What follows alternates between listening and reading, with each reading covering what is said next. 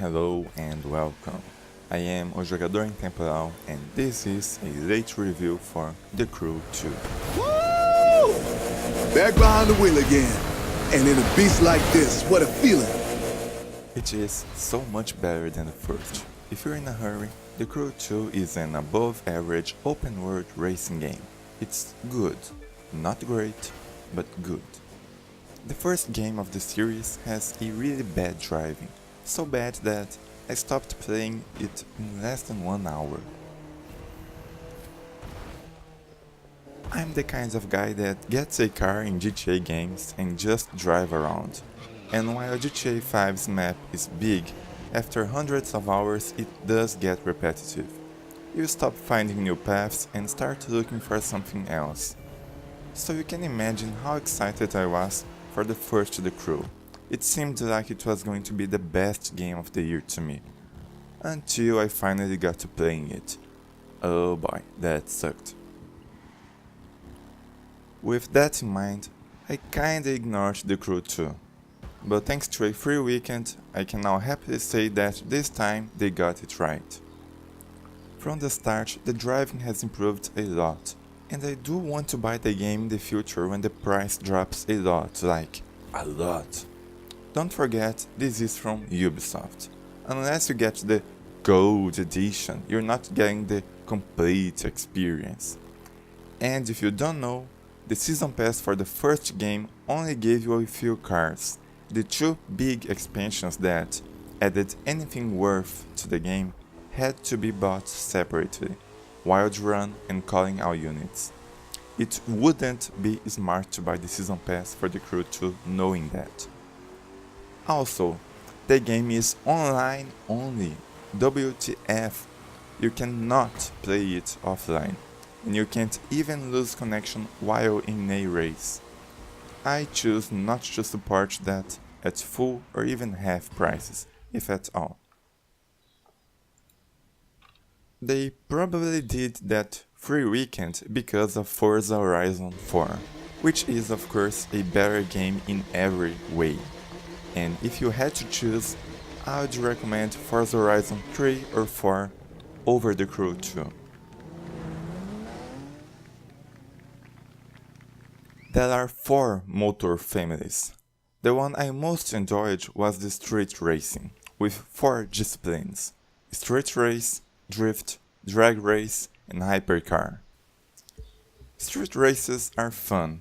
Drag races feel out of place but are okay. Drift is fun enough, and hypercars races have you driving all over the country. Races that last 10, 15, or even up to 30 plus minutes. I love them. To me, that is what the game should have more of. Shame there's only a handful. The progression is bad. The way to improve your car is to get loot after events, or very rarely while free roaming. Completely luck based. And all that to increase a number. The difficulty is based on that number. If an event recommends 200 and you have 119, you have no chances at winning it. If you're at 210, it's easy. So, you need to keep replaying races and getting random loot until your number is high enough. Drift events aren't as bad because up to a point, they're mostly skill based, so you can complete hard or even ace difficulty events without meeting the required stat numbers. Regular driving is fine for an arcade game, but the weight of the cars and how they behave on jumps or uneven terrain sucks a lot. Off-road motocross feels so weird when you are driving over bumps or jumping and landing. It's bad.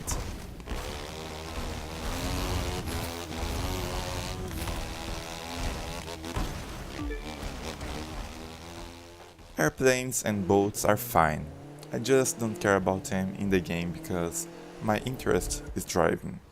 But of course, you're free to fly all around the map or use the boat for a change of scenery. That's a problem. They have so much stuff to do, but too few of each of them. It took me around 5 hours to complete the Street Family, and that includes repeating events and the 30 plus minutes long hypercar race from coast to coast, and also joking around the map.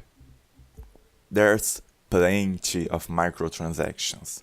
Cars cost a lot and it takes a significant amount of time to earn money. But you can, of course, buy some virtual currency with your real money to skip the grind. Yay for more options. It's not like they want us to do that. Sure. Rally cars and anything off-road is bad. Bumps and stuff are weird. They break the immersion.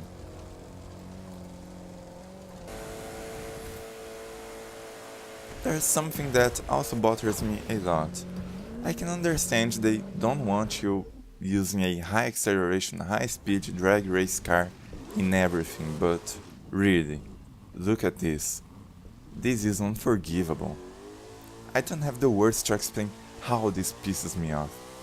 They could have simply halved or put some kind of hard limit to acceleration and speed, but this is so stupid. I'm using a controller here. It doesn't matter if you press it slowly or how you control it. This is how it is. Happens in any non-asphalt terrain, even if on a leveled surface.